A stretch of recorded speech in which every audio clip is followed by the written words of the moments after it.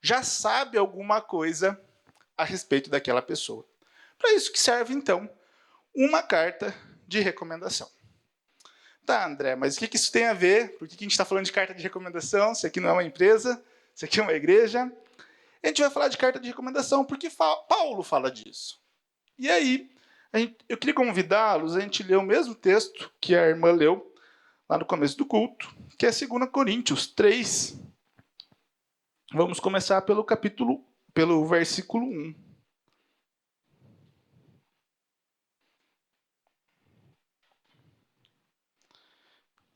E diz assim: estamos outra vez a recomendar nós mesmos?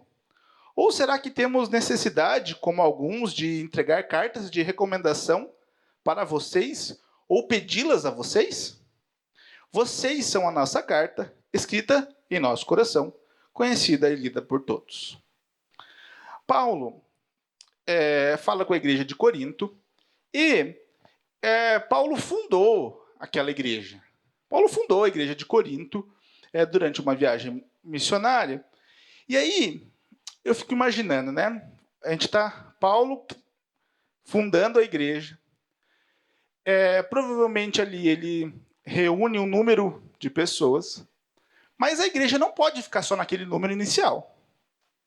A ideia é que a igreja precisa crescer. E para a igreja crescer, aí eu imagino que as pessoas, para falar de Jesus, para proclamar o evangelho lá, usavam Paulo às vezes para isso. Eu sou o servo de Paulo. Ou usavam próprias cartas de Paulo, porque aqui fala que ele deve, em uma versão, fala, estamos começando a nos recomendar nós mesmos. Ele usa como se ele já tivesse feito alguma vez alguma carta de recomendação, em algum momento. Por quê? Porque isso dava autoridade. Né? Então a pessoa precisava falar de Jesus para alguém, talvez sabendo quem está pregando. Ouviu isso de Paulo, ou foi mandado por Paulo, teria mais credibilidade. É isso que eu entendo dessa carta, quando ele fala de carta de recomendação. Só que Paulo está dizendo aqui que eles não precisavam mais de carta de recomendação. Ele faz uma pergunta, né? Será que temos necessidade? Daí ele responde logo em seguida: vocês são a carta. Vocês são a nossa carta. O que ele estava dizendo ali não existe nenhuma necessidade de eu mandar uma carta para vocês terem autoridade para falar de Jesus. A própria vida de vocês é a carta. Vocês são a carta de recomendação. O estilo de vida de vocês deve dar autoridade para vocês para falar de Jesus. A forma como vocês falam, o que vocês vestem, como vocês andam, isso deve fazer com que as pessoas percebam algo de diferente. E a autoridade vai vir não a partir de uma carta, mas sim a partir do estilo de vida. E aí que vem o ponto que eu refleti quando eu li esses versículos, que é a respeito da forma como Paulo trata eles. Vocês são a carta. Como se cada um, então, fosse essa carta de recomendação. Tá, e o que isso tem a ver com nós? Para começar, da mesma forma que eles, nós também não precisamos de nenhuma carta de recomendação, né? Ninguém precisa, para a gente chegar lá no nosso trabalho, alguém escrever para a gente, o pastor, que escreveu uma cartinha dizendo: o André congrega aqui na igreja, ele está apto para pregar de Jesus. Nós não precisamos de nenhuma carta de recomendação. A nossa autoridade para pregar de Jesus deve ser a nossa vida. Nós somos a carta de recomendação que deve, então, nos dar autoridade. O nosso estilo de vida deve nos dar autoridade para falar de Jesus para as pessoas. E aí, a gente vai... eu vou entrar um pouquinho mais no detalhe de como é essa carta, então. Eu escutei uma frase, há um tempo atrás, que me fez ficar um pouco pensativo sobre ela. E eu achei ele muito interessante, quero compartilhar com os irmãos. Uma frase que diz que nós somos a Bíblia que o mundo lê. Nós somos a Bíblia que o mundo lê porque muitas pessoas no mundo não vão pegar uma Bíblia para ler. Já pensaram nisso? Muitas pessoas têm aversão à Bíblia ou não vão se interessar para ler a Bíblia. Então, nós somos o mais próximo da Bíblia que algumas pessoas do mundo vão ter. É através da nossa vida, muitas vezes, é que aquela pessoa vai ter um interesse, uma vontade de conhecer a palavra de Deus. Então, sim, é um sentido figurado, mas é um ponto para a gente pensar. Se nós somos a Bíblia que algumas pessoas do mundo vão ler, nós somos uma carta para aquelas pessoas que não se achegaram a Jesus ainda. E que talvez não vão ter o interesse de sentar em casa, chegar à noite e ler a Bíblia. Não vai ser a partir dali que vai surgir o interesse. Claro, tem pessoas que fazem isso, mas a maioria das pessoas não. A maioria das pessoas, a forma delas se interessar, eu diria assim, é muito mais fácil ela se interessar por Jesus vendo uma pessoa que eu consigo ver Deus agindo através da vida dela, eu consigo ver Deus em cada detalhe, do que simplesmente dar um clique na pessoa e vou ler a Bíblia agora. Por isso, é uma frase para a gente pensar. Mas aí eu vou entrar, então, em como é a carta, né? Eu pensando numa carta, pensei que ela tem várias características, uma carta, que a gente poderia analisar. A primeira delas é uma introdução. Normalmente uma carta começa com uma introduçãozinha. O que é uma introdução? É um pequeno resumo do texto, né? Eu vou falar sobre alguma coisa, eu dou uma pincelada, eu falo alguma coisa, eu já não começo falando no corpo, eu primeiro dou um resuminho antes. Esse é o normal de uma construção de texto. E aí, meus irmãos, tem pessoas que a gente não vai ter tempo, eles não vão ter tempo de ler a nossa carta toda. Às vezes, eles só vão conseguir ler a introdução. A introdução, no nosso caso, é um pequeno resumo de quem nós somos, da nossa vida. É realmente um resumo, uma parte que mostra em poucas palavras quem nós somos. E aí eu peguei um exemplo na Bíblia que eu achei muito legal, que é o exemplo de Apolo, está lá em Atos 18, 24. Diz assim, ó: enquanto isso, um judeu chamado Apolo, natural de Alexandria, chegou a Éfeso. Ele era homem culto e tinha grande conhecimento das Escrituras. Fora instruído no caminho do Senhor e com grande fervor falava e ensinava com exatidão acerca de Jesus, embora conhecesse apenas o batismo de João. Essa é a introdução de Apolo. A pessoa convivia com ele em poucas palavras, resumiu a vida de Apolo.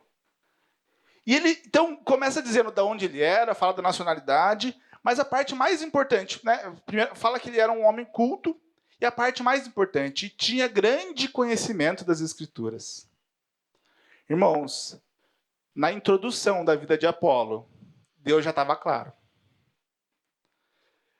Nós, sendo a carta, quando alguém tiver um simples contato com a gente, já deve saber que nós somos cristãos. O cristianismo não pode ficar só para conclusão. A gente falar da nossa vida toda, contar nossa vida inteira, e lá no final, eu sou cristão. Não, na introdução, logo no começo, nós precisamos deixar claro, precisa ficar claro para as pessoas que nós somos de Cristo. Esse resumo, Jesus precisa estar nele. A introdução é importante, e muitas vezes, em textos, a gente deixa de ler o resto do texto pela introdução. Então, como é a introdução da nossa vida? Qual que é o resumo da nossa vida? Afinal, quem nós somos?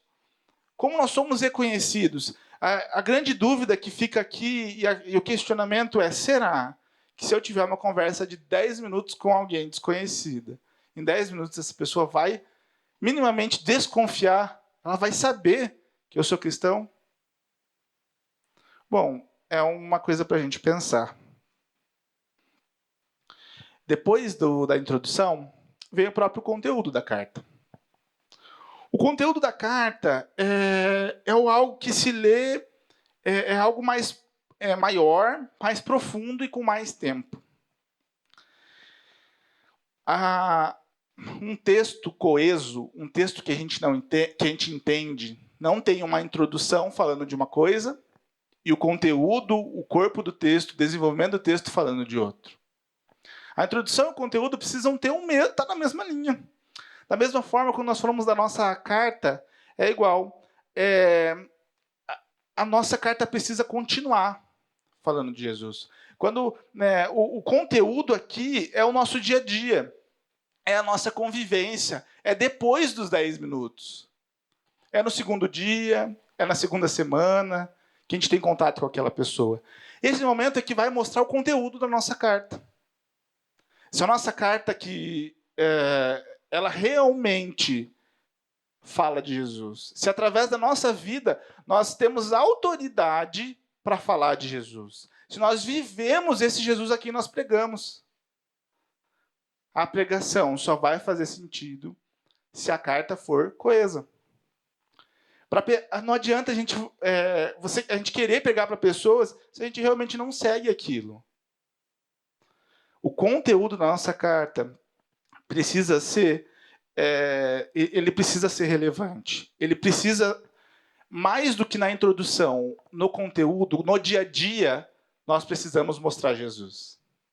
A gente mostra isso como? No momento de dificuldade. É quando aperta. Mas é quando a gente está feliz também. É em todos os momentos nós mostrando que nós damos glória a Deus, que Deus está com a gente, que a gente confia em Deus. Assim, quem está ao nosso lado vai lendo essa carta e vai entendendo que nós temos autoridade para falar de Jesus. Aqui, o meu questionamento é: será que quem lê a nossa carta, quem nos acompanha, lê uma carta de recomendação ou talvez uma carta de repúdio? Nós aproximamos as pessoas de Jesus, a pessoa tem interesse em viver. Quando ela vive com você, ela fala: eu quero viver esse mesmo Jesus que você vive. Ou ela pensa: eu não sei se eu quero esse Jesus, porque é tão difícil, é só problema, eu não vejo nenhuma vantagem. Como será que tem sido o conteúdo da nossa carta? Além disso, um fator importante da carta, e que vem após o conteúdo, é o escritor. Quando você escreve uma carta, lá no final, você coloca a sua assinatura, quem é o escritor. E aí vem minha próxima pergunta: e da sua carta, quem é o escritor? Segundo Coríntios 3, na continuação do que a gente leu, o versículo 3 diz assim: vocês demonstram que são uma carta de Cristo, resultado do nosso ministério, escrita não com tinta, mas com o Espírito do Deus vivo. Nós somos a carta do Espírito de Deus. O escritor da carta tem que ser Deus. Às vezes a gente quer escrever as coisas da nossa forma, e o que fica claro nesse versículo, e o que eu tiro de ensinamento aqui, é que o escritor da carta, quem redige, é o Espírito Santo. É Deus. E aqui fala bem claro, não com tinta, mas com o Espírito de Deus. Não em tábuas de pedra, mas em tábuas de carne, ou seja, nos nossos corações. É essa carta que nós devemos apresentar para o mundo. Essas são as cartas. Eu sou a carta de Cristo. Você é uma carta de Cristo. E aí, sabendo que nós somos a carta de Cristo, então, vêm as perguntas. Como que está a tua carta? Será que a nossa carta tem apresentado Jesus de fato?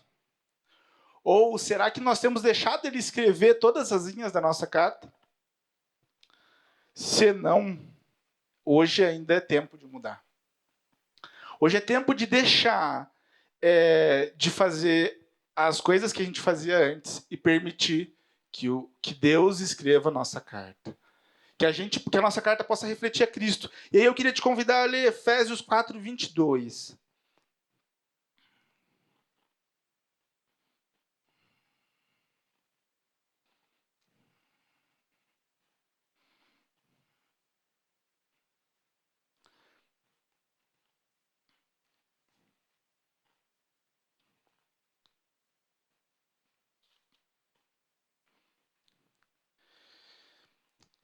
Efésios 4, 22 diz assim: Quanto à maneira antiga de viver, vocês foram instruídos a deixar de lado a velha natureza, que se corrompe segundo desejos enganosos, e se deixar renovar no espírito do entendimento de vocês, e se revestir da nova natureza, criada segundo Deus, em justiça e retidão, procedentes da verdade. É isso que nós queremos. Se nós temos lugar, se temos alguma área da nossa vida, algo que a nossa carta não está mostrando Jesus, Jesus fala, é hora de deixar o velho homem para trás, os velhos costumes, os velhos desejos, e deixar com que Cristo, que ele seja o protagonista dessa carta. Da mesma forma como eu falei lá, que nós somos a Bíblia que o mundo lê, a Bíblia aponta para Cristo, e a nossa carta deve apontar para Cristo. As nossas atitudes devem apontar para Cristo. E aí, tem a segunda pergunta que eu quero fazer para você. Já entendemos o que é a carta, mas a pergunta é: como temos usado essa nossa carta? Às vezes, a nossa carta já reflete Jesus. Às vezes, já é ele que escreve as linhas. Mas qual é o objetivo da carta de recomendação? É dar autoridade, não é? Da mesma forma, a nossa carta, o objetivo da gente viver, um deles, a gente viver essa vida com Cristo, é que a gente possa ter autoridade para pregar o Evangelho. A nossa carta, ela só vai fazer, se uma carta, se a gente não manda para o destino, não serve de nada. A nossa carta, se não for usada no objetivo certo, se nós não formos, nós somos a carta, então se nós não formos usados, não nos permitirmos ser usados do jeito certo, não cumpriu o objetivo. Deus pediu, ide a todo mundo e pregai o Evangelho. É essa a recomendação, é para isso que serve a carta. A nossa vida, mostrando Jesus, é para que as pessoas se interessem. E perguntem, eu quero viver essa mesma fé que você vive. Eu quero aprender com você. Eu quero ir para a igreja que você vai. Eu quero conhecer o Jesus que você conhece. Porque é tão bom. A sua carta, a sua vida, eu consigo ver Deus nela. É assim. Essa é uma das formas de nós pregarmos o Evangelho. Essa é uma das formas de ser proclamador do Evangelho, então. É apresentar Jesus através das nossas atitudes. Fazer com que as pessoas tenham interesse de conhecer esse mesmo Jesus que a gente conhece.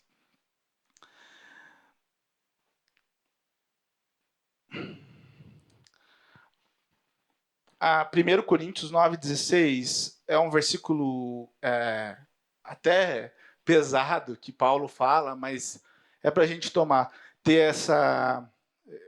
Foi um choque quando eu li. Que ele diz assim: porque se anuncio o evangelho, não tenho que me gloriar, pois sobre mim pesa essa obrigação. Porque ai de mim se não pregar o evangelho. Meus irmãos, é nossa responsabilidade. A nossa carta não adianta se for para ficar guardada. Só serve se for para levar Jesus para mais pessoas. É isso que Deus quer de nós. É por isso que esse mês nós estamos falando sobre isso. Para que nós possamos proclamar o Evangelho no nosso dia a dia. Que a gente não espere só momentos especiais para falar do Evangelho. Que a gente não espere programação. Ou que venham... Não, o Evangelho pode ser pregado dia após dia no nosso dia a dia. Que a gente possa sair daqui hoje pensando em como essa semana nós vamos fazer para a nossa carta ser lida por alguém e encontrar Jesus. Amém? Eu queria te convidar a gente fazer uma oração agora. E os irmãos podem ficar de pé. E a oração nesse momento é para que Deus, enfim, sobre o que te incomodou, o que te tocou nessa mensagem. Para que Deus tome a conta da nossa carta nos lugares que a gente não deixou ainda, mas também para que nós possamos ter força, que nós possamos ter coragem para pregar o Evangelho nessa semana. Amém? Vamos juntos orar? Senhor Deus Todo-Poderoso, Pai, nós estamos aqui, te agradecemos, ó Deus, porque nós entendemos, Senhor, que nós precisamos, ó Deus, a nossa carta precisa falar de Ti, a nossa vida precisa engrandecer o Teu nome, Senhor. Ó Pai, e agora nós estamos aqui, eu estou aqui para te pedir, Deus, ó Deus, me ajuda, Deus, para que essa semana, Deus, eu possa ter coragem, Senhor, me dá sabedoria, Senhor, para que a minha carta, a minha vida possa ser lida através por outras pessoas e possa ser enxergado a Ti, Deus. Que cada dia, dia após dia, eu possa resplandecer o Teu nome. Ó Deus, que a minha vida aponte para Ti, Deus. Senhor, toca, Senhor, e me usa nessa semana, Senhor, para falar o Teu Evangelho para outras pessoas, ó Deus. Senhor, me permite, Deus, ser usado por Ti. Ó Deus, eu te peço, vem, Senhor, trazendo para nós esse senso de responsabilidade que nós temos que ter de pregar o Evangelho a toda criatura.